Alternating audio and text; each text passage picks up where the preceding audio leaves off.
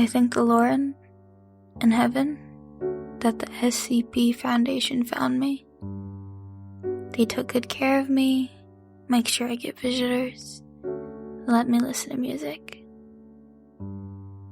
I've been told that others aren't treated as well as I am, so I thank the Lord again. For all their hospitality, my life is still a living hell. I made a deal with somebody many years ago.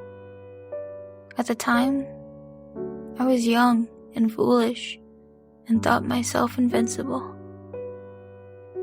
I performed a summoning ritual from an old book on a dare. The book said that if the ritual was completed properly, he who did so would be immortal. So I did, and have regretted it ever since.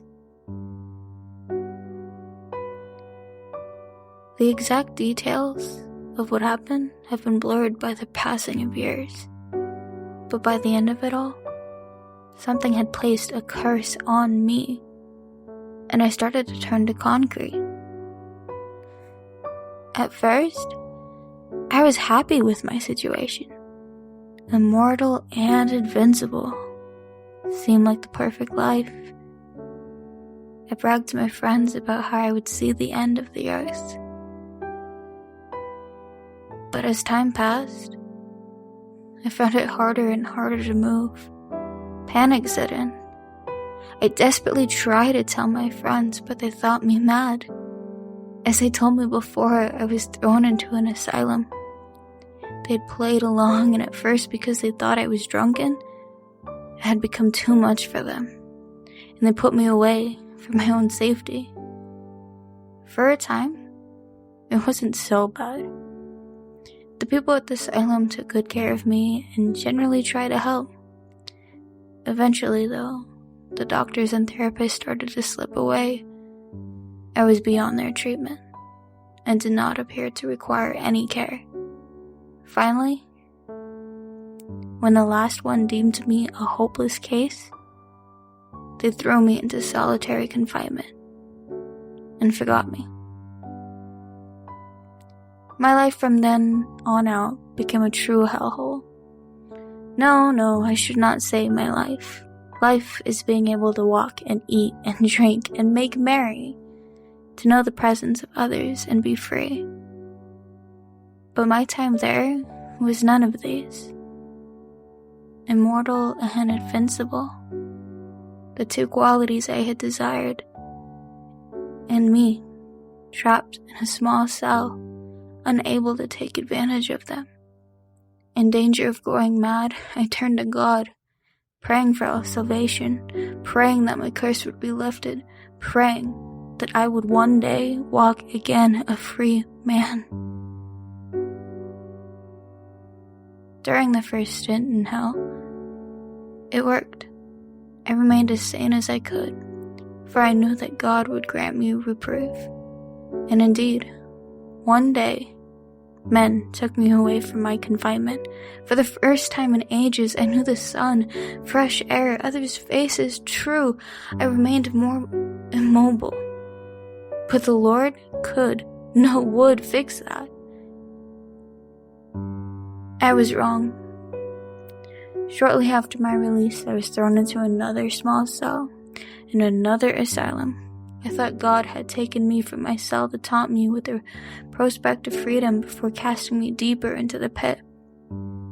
It was then that I thought myself mad, since I never dreamed. My thoughts made themselves manifest through visions. Or were they real? I was never sure.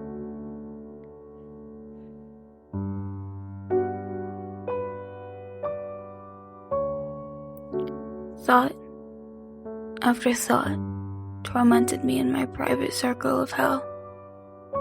What if the world ended, and nobody was around to tell me? I would be all that was left, and never know it.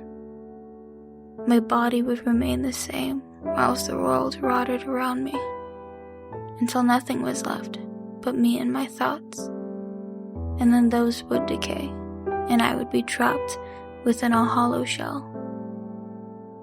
I could scream all I wanted, but who would hear me? They had thought me insane. Now I was. Eventually, the Foundation came and took me away. They placed me in the nice room with the music and the people and the light. I keep my outward actions normal, so as to not frighten them away. What else can I do? But inside, always go back to my own corner of hell, a place filled with nothing but darkness and myself. How can I be sure I ever left? I became mad. Sometimes, I'm not in my room, but back in hell. Eventually, I suspect I'll go there and be there to stay. If the Foundation is reality, then thank God for it. If my hell is reality, then that is all there is. No Foundation, no God, no anything. Just me and my thoughts and the dark.